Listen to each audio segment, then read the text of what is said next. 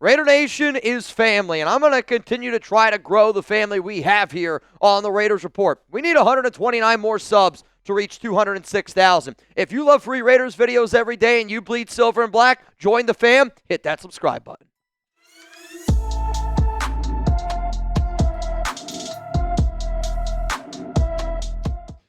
Major Raiders trade rumors from ESPN NFL insider Adam Schefter coming at you today on the Raiders Report. My name is Mitchell Renz, and according to Adam Schefter, sources expect an active NFL trade market ahead of the deadline. Schefter went ahead and he listed 33 different NFL players as potential trade candidates. He listed only one Raider, and that one Raider was Jakobi Meyers. So we're going to talk about the rumors around Jakobi. And if you're sitting up here going, Mitch, trades, they never happen. We always talk about trades.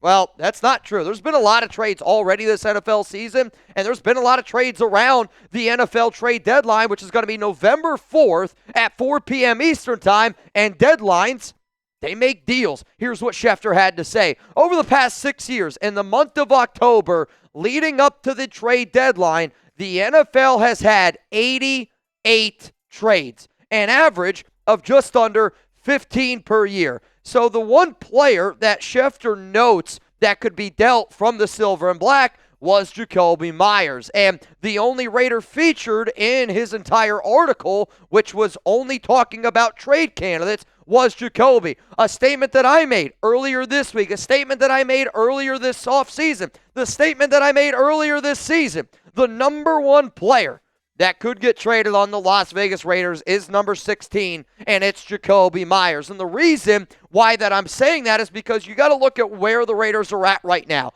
You're a 2-4 football team, and you're not a good 2-4 football team. I've done this show for a really, really long time, and I would say this, and I think Chugs would probably back me up on it.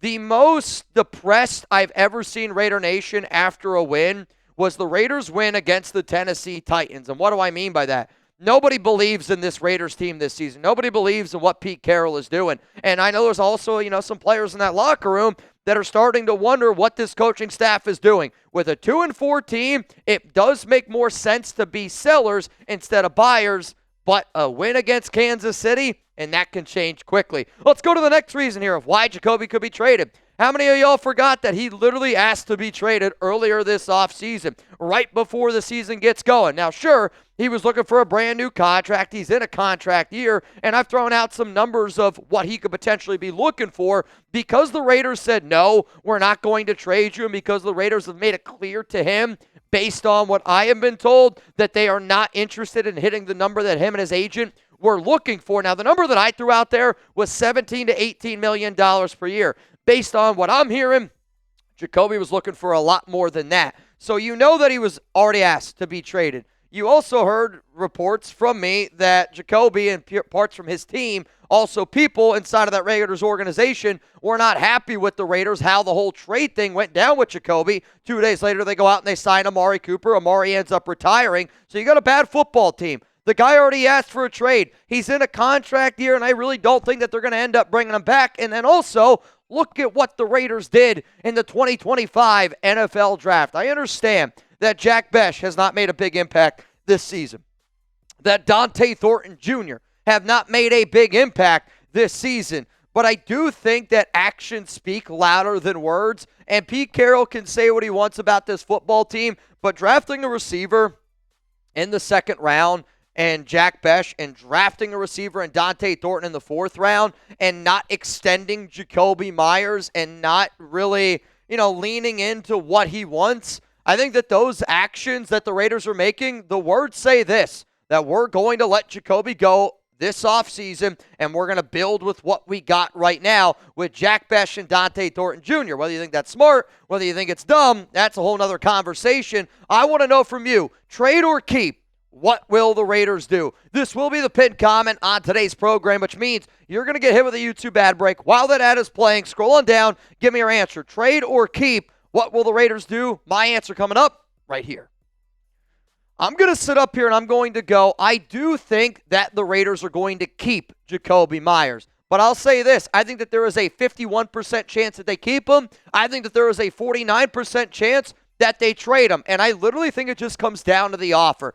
If the Raiders get offered a third-round pick or higher for Jakobi Meyers, you can say goodbye. I think he's gone. Now, I know that the Raiders want to keep Jakobi, and I know the Raiders want to keep Jakobi, and this coaching staff wants to keep him for the development of not only Geno Smith, but the development of Chip Kelly in this Raiders offense. If you move on from Jakobi and Brock Bowers isn't 100% healthy, you're not really doing what's best for your offense. You're not doing what's best for your quarterback, and you're not doing what's best for your offensive coordinator, who they paid the OC, Chip Kelly. They paid Geno Smith. They didn't pay Jakobi Meyers, right? Like, your investment this offseason isn't Geno Smith. Your investment this offseason is in Chip Kelly. You got to make sure that that works, and trading away your best receiver, I'm not 100% sure if it does it. The other reason, though, that's very important and why I think that they keep him, because of the new comp rules. If Jakobi hits free agency in 2026 and he signs elsewhere for a big deal, the Raiders could get a fourth-round comp. So why would you trade away a player for, let's say, a fourth-round pick now when you could technically get a fourth-round comp pick? Sure, comp pick compared to a regular fourth is probably like 10, 20 picks in that mix, but would you, A, keep Jakobi, which helps out your quarterback and your offense get it going, or B, you trade him away for a pick that you probably would have been able to get at the very, very end of the season? Bottom line, I do think that they keep him, but obviously it could go either way.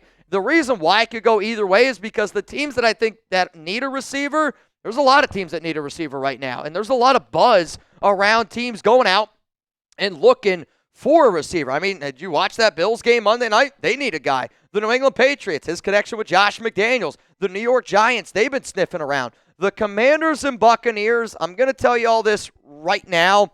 I had a source reach out to me this morning and say the Tampa Bay Buccaneers are the number one team to trade for Jakobi Meyers. Now, I don't know if that's just because of the injury to Emeka Egbuka, but this is somebody that I trust, and yes, there is a connection with John Spytek, but Tampa Bay is a name to keep in mind for Jakobi. The Los Angeles Rams, the 49ers, and the Jacksonville Jaguars. The only team that I can confirm that has reached out to the Raiders is the Tampa Bay Buccaneers, but you got to be able to face the facts. Every single NFL team looks at a player like Jakobi and they go, he's a good football player that can help out our roster. And that's every team, and that is the God-honest truth. Coming up next year, though, Schefter also mentioned 32 other players that could potentially be traded. I don't know if the Raiders are going to be buyers or sellers, so the first part of this is us talking about potentially selling Jakobi Meyers. The second part of this video is going to be players that we could potentially buy and go out and look for. Before I break that down, there was some news that happened today, and this is why I want people to watch the Raiders Report. You will become a smarter Raiders fan. It's the best live shows on the internet for Raiders topics. You will know what's going on around this team, and it's 100% for free. So the news that happened earlier today was the Raiders, they signed guard McClendon Curtis to the practice squad, and I don't know how many of y'all remember. I loved McClendon Curtis coming out of college, who was a UDFA, and he ended up then going to the Seattle Seahawks, where he had some success and played there for 2 seasons. So he's got the Raiders connection. I'm a fan of him. Again, only a practice squad move, but I do wonder, in a move like this, could this be something that in a few weeks we see McClendon Curtis make that active roster, and could we even see, again, we're talking about trades. Another player that I've been throwing out there as a potential trade candidate, Dylan Parham. Why? We know this team loves Alex Kappa, and they also like McClendon Curtis. Watch out for Dylan Parham as another trade candidate. We will get into the players that the Raiders could potentially look for in a trade, but before I do, PrizePicks, America's #1 fantasy sports app, is the sponsor on today's program, and PrizePicks is simple to play. You just pick more or less on 2 to 6 player stat projections. If you get your picks right, you can cash in and win up to 2,000 times your money. Also, new feature on PrizePicks, it's the only app that offers stacks, meaning you can pick the same player up to 3 times in the same lineup. The other part that I love about this time of the year is I think it's the best sports time of the year, whether you want to watch football, whether you want to watch, professional or college, right? Like whether you want to watch the ML, whether you want to watch baseball, whether you want to watch hockey, right? Like it does not matter. This is my favorite time of the year with all the different sports that you can get. Heck, basketball, right? Like, I was watching basketball the other day. I mean, the amount of sports, my wife probably hates me because I'm always like, all right, you can watch your show, Alex. I want to go watch, one of these sports games, but I'm putting lineups in. I'm having fun while I'm doing it. And, I got a chance to put a little bit of money in my pocket. So if you want to play the lineup that you're about to see on TV here, shout out to our guy Smitty. He put this lineup together. Steph Curry, half a point. Give me the more on that one. Jimmy Butler, 6 rebounds. Give me the more on that one. And Austin Reeves, less than 20.5 points. If you want to roll with that lineup, we got you covered. If you plan on watching baseball, we got you covered. If you plan on watching football, we got you covered. Download the PrizePicks app today. Use code CLNS to get $50 in lineups after you play your first $5 lineup. That is code CLNS to get $50 in lineups after you play your first $5 lineup. PrizePicks, it's good to be right. All right, so we talked about Jakobi. Schefter thinks that he could potentially be dealt, but since Schefter threw out 33 players in total in his article, I'm going to go through and I'm going to show you all the players that Schefter thinks could potentially be traded. And, we're going to start with offense. We'll go to defense. I'm not really going to harp on some of these names all that much. I'll kind of pick out maybe some of the ones that Raider Nation should look at. But the first 10 names, it's quarterbacks, it's running backs, and there's a few wide receivers. And, when you look at a lot of these teams that are selling, they're selling because they are not good football teams, right? From the offensive line standpoint, I know there's going to be more people probably looking at that direction. But at the same time, I just don't know if the Raiders really truly feel like they need to upgrade at their O-line. I don't know if Brandon Carroll sits there and he goes, well, this is the offensive line we worked with all offseason. Pete Carroll said absolutely not in terms of putting JPJ to center. I wonder if that's their same mindset of adding somebody to that line. On defense, though, there's some defensive ends, there's some linebackers, a defensive tackle thrown into the mix there. And for me personally, I'm going to look at the secondary. Yeah, we got a lot of holes, no doubt about it. I know that John Spytek likes to say that he values the trenches quite a bit, and you'll see, some of the names up here, and you could probably pinpoint which ones out of these names could the Raiders be interested in. And I'll try to do my best here, and I will rank which guys I think could actually have the most interest for Pete Carroll, John Spytek, Chip Kelly, Patrick Graham, this entire regime, and I have them ranked from 5 all the way down to 1, but still, right? Do we really think the Raiders are going to go out and break the bank? The answer to that's probably no. It's probably going to be a cheap deal. So any player that's going to get traded, it's got to be cheap for the Raiders. So from all of those names, every single name that you just saw up on screen, those were all players that Adam Schefter linked to potentially being traded at the NFL trade deadline. What you're about to see coming up next here are the top 5 players that I think are the most likely for the Raiders to trade for from that group. Before you see it, though, let me know down below who you think the Raiders are the most likely to target. Let's go here to the first name, and it's going to be Tyler Lockett. Now, some of you are probably sitting here going, Mitch, why on God's green earth would the Raiders target Tyler Lockett? The reason why Lockett's going to be brought up here is because if Jakobi Meyers is dealt, I do actually think a receiver that the silver and black could keep an eye on is Lockett. The Tennessee Titans obviously aren't playing well. Raiders just went up against Lockett last week. There were some conversations just between Pete, Lockett, not like, hey, come get me, but there were some conversations. I was told that they were at least communicating about how bad it was in Tennessee. But if you trade away Jakobi Meyers, the Raiders already were looking for a veteran guy in Amari Cooper. So you move on from Jakobi, you bring in a veteran like Tyler Lockett, who's got that connection to Geno Smith and helps maybe to develop 2 of your younger receivers. Again, Tyler Lockett compared to Jakobi Meyers, light years better, but Pete Carroll likes Pete Carroll guys. Let's go to linebacker / edge rusher, Anfernee Jennings. And I do wonder if one of the teams most likely to make the deal for Jakobi is the New England Patriots. So could you do a trade,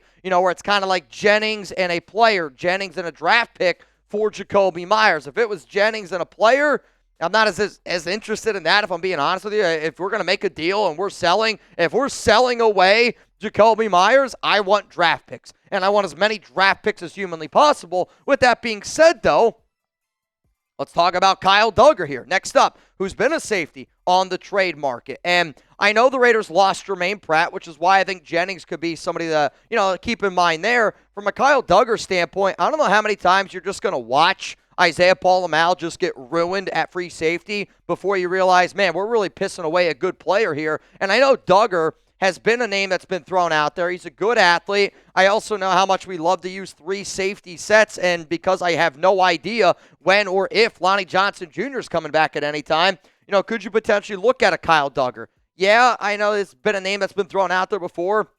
New England, doesn't want to eat a lot of that contract, and I know the Raiders don't want to eat a lot of that contract, but the Raiders were sniffing around Kyle Duggar before earlier this offseason. Could they decide to go back to him? Let's go to another DB here, and it's going to be Roger McCreary. And the reason why I'm talking about McCreary is because he's a better nickel corner than anybody that we got on this roster right now. And quite frankly, I actually think he's one of the better players on the Tennessee Titans, which maybe isn't saying a lot, but you could buy low right now on a player who's having a pretty good season. And what this also allows you to do is you could put McCreary in the nickel, put Darian Porter out there on the outside, put Eric Stokes out there on the outside, and Kai Blue Kelly looked good this offseason when he was playing a limited role. Ever since you just threw him into the starting lineup, yeah, he just clearly looks in well over his head. The Raiders need more depth in that secondary. Nobody can tell me otherwise. You clearly need depth. And I think Roger McCreary could be a good name for the Silver and Black to keep in mind. Before I go out there and tell you the number one player that I think that the Raiders could trade for based on that ESPN article from Adam Schefter, to early riser, Jeff Garcia, Ron Raspberry, Sucker Free Raider, and then Cruz. You guys were the first 5 people to comment on the video that I did October 14th. And if you're watching this live, I'm going to give another shout out to the Noti Gang here in a little bit. So keep your eyes out for it. Let's go to the number one player that I think that the Raiders could trade for if they do decide to buy at the deadline, based on the report by Adam Schefter. It's going to be cornerback Riq Woolen. And to go into more depth, I'll just say this right now. If you go on YouTube and if you look up Riq Woolen Raiders Report, you're going to see an entire video that I do outlining all of the reasons why the Raiders could and honestly should go out and try to get Woolen. Now, I say that, and I'm also sitting up here this week kind of really hammering that I want to see Darian Porter out there on the field a little bit more. But from a prototypical Pete Carroll standpoint of what a cornerback looks like, Riq Woolen is what that guy looks like. With Eric Stokes on a 1-year deal, there is a part of me with a 26-year-old Woolen. You bring in a Woolen, you let him and Darian Porter learn together, that upside, I mean, it's immense. And if we can get the Woolen that Woolen was underneath Pete Carroll, and if we can get Darian Porter to turn into the corner that we're all hoping he can turn into, that is a dynamic young cornerback duo that I think that Pete Carroll and the Raiders team should keep an eye out for. Now, here's something y'all should keep an eye out for. Raiders-Chiefs, it's week 7. And, you know, I'll keep saying it. It's Chiefs week, it's Chiefs week, it's Chiefs week. It simply just matters a little bit more. It means a little bit more. And if you made it this far in the video, I want an FKC down below.